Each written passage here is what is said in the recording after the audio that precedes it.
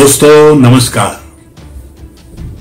आज मैं आपसे बात करूंगा शुद्ध हिंदुओं की, सनातन धर्म की, और कैसे हम धीरे धीरे अपने सनातन धर्म को, अपने देवी देवताओं को, अपने पूजा पाठ को, अपने संस्कारों को, अपनी सभ्यता को, अपनी संस्कृति को आगे लेकर चले हैं।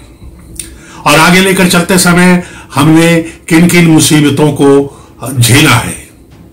आज हम कोई युद्ध की बात नहीं करेंगे, कोई यूक्रेन की बात नहीं करेंगे, कोई पाकिस्तान की बात नहीं करेंगे, किसी नेता की बात नहीं करेंगे। सनातन धर्म जो है वो युगों युगों से इस धरती पर रहा है। हमारे श्री राम हो, कृष्ण हो, ये सब सनातन धर्म के ही एक अंश रहे हैं। ईश्वर ने जब भी ईश्वर ने इस पृथ्वी पर आकर अवतार लिया है तो उन्होंने सनातन धर्म को ही आगे बढ़ाया है। आप देखेंगे कि सनातन धर्म ने हमें सिर्फ यही नहीं सिखाया कि हमें जीना कैसे है, उन्होंने हमें यह भी सिखाया कि हमें जिंदा कैसे रहना है।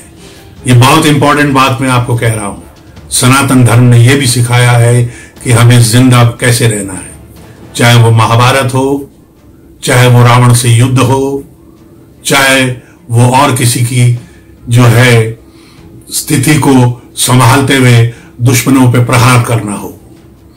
ये सब सनातन धर्म ने हमें सिखाया है। लेकिन अफसोस कि कई बार हम कहते हैं ना, money money money brighter than sun, sweeter than honey. तो हम वो पैसे के लोभ में या फिर सत्ता के लोभ में या ताकत के लोभ में ऐसे डूब गए कि हमने सनातन धर्म के उस पक्ष को भुला दिया। सनातन धर्म में हमने तुष्टीकरण को एक हिस्सा बना लिया। उससे हुआ क्या कि हमारे सनातनी, हमारे हिंदू भाई जो हैं वो धीरे धीरे कमजोर पड़ने लग गए, वो बंट गए।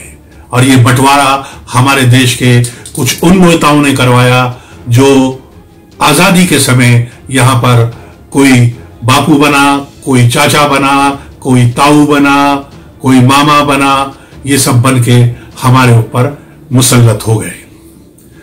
तो दोस्तों, अगर आप ध्यान से देखेंगे तो हमारे यहां विनोबा भावे हुए हैं, हमारे यहां विवेकानंद हुए हैं, हमारे यहां और किस्म के बड़े बड़े संत हुए हैं, और साथ ही हमारे यहां शिवाजी हुए हैं, हमारे यहां जो है महाराणा प्रताप हुए हैं, हमारे यहां अशोक द ग्रेट हुए हैं, और हमारे यहां पर रानी लक्ष्मीबाई जैसे अनगिनत लोग हैं जो हुए हैं, जिन्होंने एक तरफ हमें जीवन की पद्धति, जीवन का संयम, जीवन के जो अच्छे पक्ष हैं वो समझाए, तो दूसरी तरफ वालों ने हमें जिंदा रहना, लड़ना और अपने दुश्मनों से जूझना सिखाया।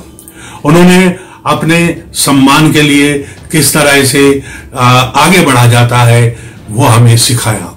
तो एक तरह से हम देखेंगे कि सनातन धर्म ने कई शाखाएं अपनी फैलाई।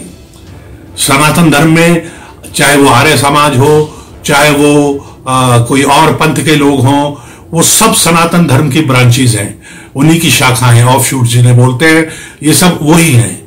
तो किसी में अग्नि पूजा होती है और देवी पूजा नहीं होती, मतलब मूर्तियों की पूजा नहीं होती, और किसी में मूर्तियों के प्रति अपना पूरा आदर दिखाया जाता है और सनातन धर्म को आगे बढ़ाया जाता है। हमारे यहाँ की आरतियां, हमारे यहाँ के ग्रंथ, हमारे यहाँ की धार्मिक पुस्तकें, ये सभी कुछ ऐसा है जो हमको कहीं ना कहीं जीवन में कोई ना कोई सीख जरूर देते हैं। अगर आप एक चीज और देखेंगे तो वो ये है कि सनातन धर्म ने हमारे यहाँ समय समय पर रिफॉर्म्स किए, चाहे वो सती प्रथा हो, चाहे वो बाल विवाह हो, इन सब कुरीतियों को खत्म करने में सनातन धर्म ने कभी गुरेज नहीं किया।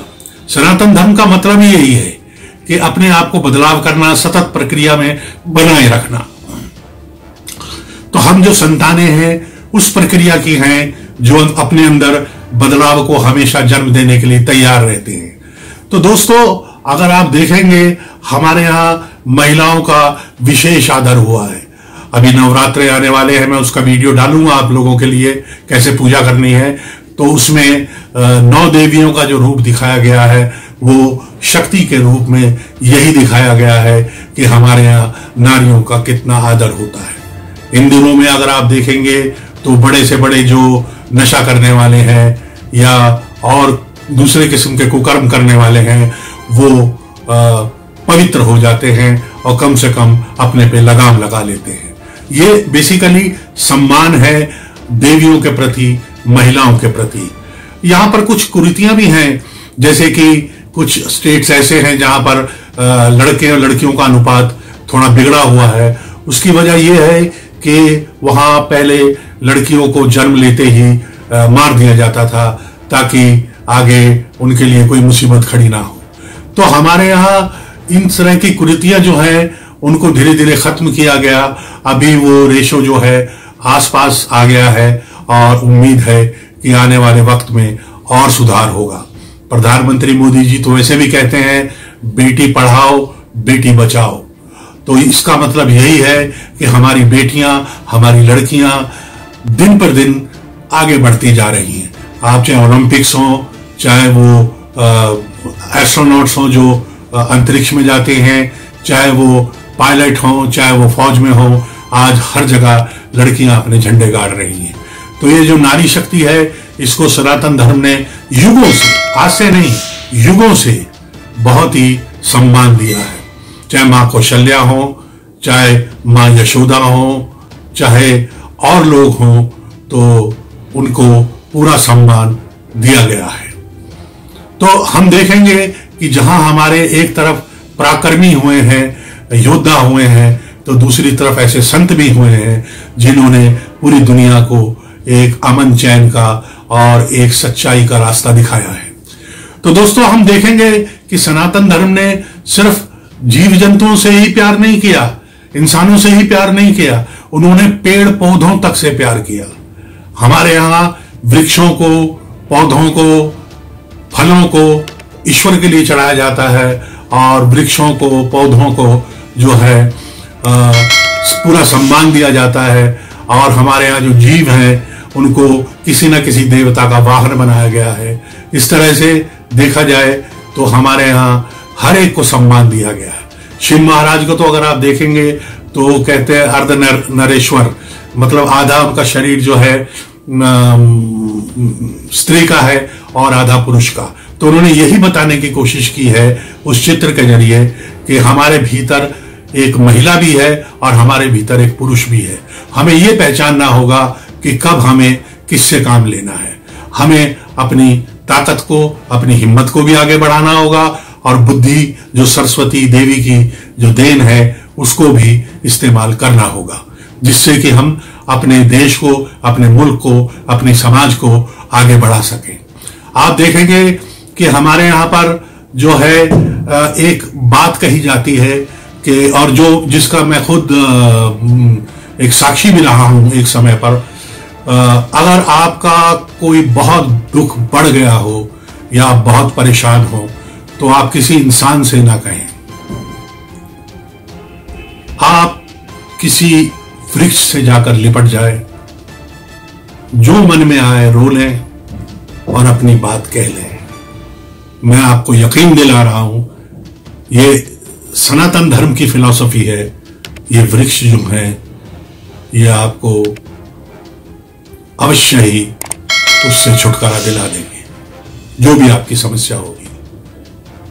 जो जल के वृक्ष हैं, जल की वनस्पतियां हैं, जल के जीव हैं, जलचर जितने भी हैं, उनको भी अगर आप प्रणाम करते हैं और उनको आदर सम्मान देते हैं तो वो भी आपको निश्चित ही लाभ देते हैं।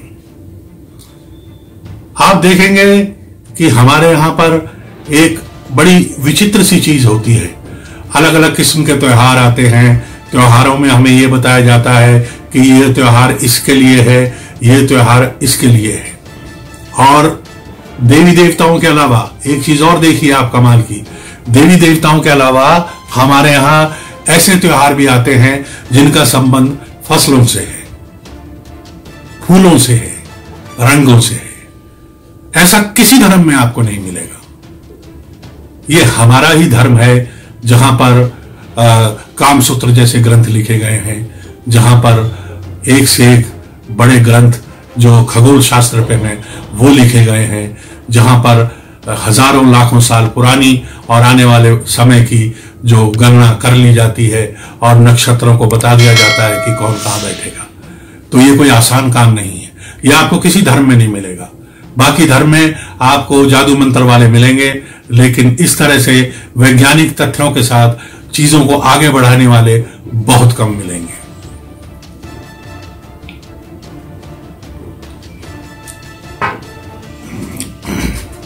दोस्तों, एक चीज और मैं आपको बताना चाहूंगा कि हमारे यहां जो है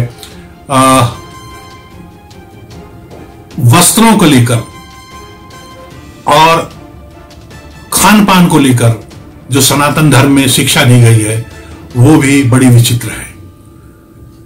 यहां का योग तो है ही, योग तो ऐसा है कि उसके बारे में तो कोई दुनिया में चैलेंज कर ही नहीं सकता। पूरी दुनिया आज उसका लाभ उठा रही है। अंतरिक्ष में एस्ट्रोनॉट्स तक जो है योग करते हैं आजकल, और चरक संहिता है, आयुर्वेद की दवाइयां हैं जिनका कोई तोड़ नहीं है, जो बीमारी को जड़ से खत्म करती हैं। तो इसी तरह से हमारे यहाँ जो ये सब चीजें हैं ये बहुत ही सलीके से एक के ऊपर जैसे तह रखते हैं ना, एक के ऊपर एक, एक के ऊपर एक, एक के ऊपर एक रखी गई है। यहां पर शिक्षा का मयार ऐसा होता था कि नालंदा यूनिवर्सिटी जो थी वो दुनिया में मशहूर थी और वहां दुनिया से लोग पढ़ने आते थे। ये सनातन धर्म की ताकत है। अपनी ताकत को पहचानिए और अपने पे गर्व करिए, गर्व से कहिए कि हम हिंदू हैं, क्योंकि आपने जिस धर्म में जन्म लिया है वो छोटी मोटी बात नहीं है, वो बहुत बड़ी चीज है। हमारे यहां जिस तरीके से चीजों को पढ़ाई लिखाई खान पीन, इस ऋतु में ये खाना, उसी हिसाब से फसलें उगती हैं, उसी हिसाब से फल उगते हैं, उसी हिसाब से फूल खिलते हैं। तो आप देखिए जरा कितना विचित्र सा एक संयोग है कि इस हमारे भारतवर्ष में कि जैसा मौसम वैसा खान पान, वैसे ही पेड़ पौधे अपने फल दे देते हैं। गर्मियों में अलग होंगे, सर्दियों में अलग होंगे, पतझड़ में अलग होंगे। तो दोस्तों, हमारे को अपने धर्म को पहचानना होगा, अपनी ताकत को पहचानना होगा। ये ताकत है हमारी, हम इसको भूल जाते हैं। ये हमारी ताकत है। अपनी ताकत को पहचानना होगा, अपने समाज को, अपने मुल्क को, अपने जो हमारे पूर्वज ऋषि मुनि थे उनको सबको पहचानना होगा। यहाँ के जो महारथी हुए हैं उनको भी पहचानना होगा और अपने समाज को और अपने आसपास के लोगों को उससे शिक्षित और परिचित करवाना होगा। देखना, दुनिया आज तो पीछे चली रही है मोदी जी के समय में, और भी आपके पीछे पीछे दौड़ेगी। तो दोस्तों, अपना ध्यान रखिए, अपने समाज का, रिश्तों का, सबका ध्यान रखिए और अपना स्वास्थ्य बनाए रखिए और कहते रहिए जय हिंद, जय भारत, वंदे मातरम।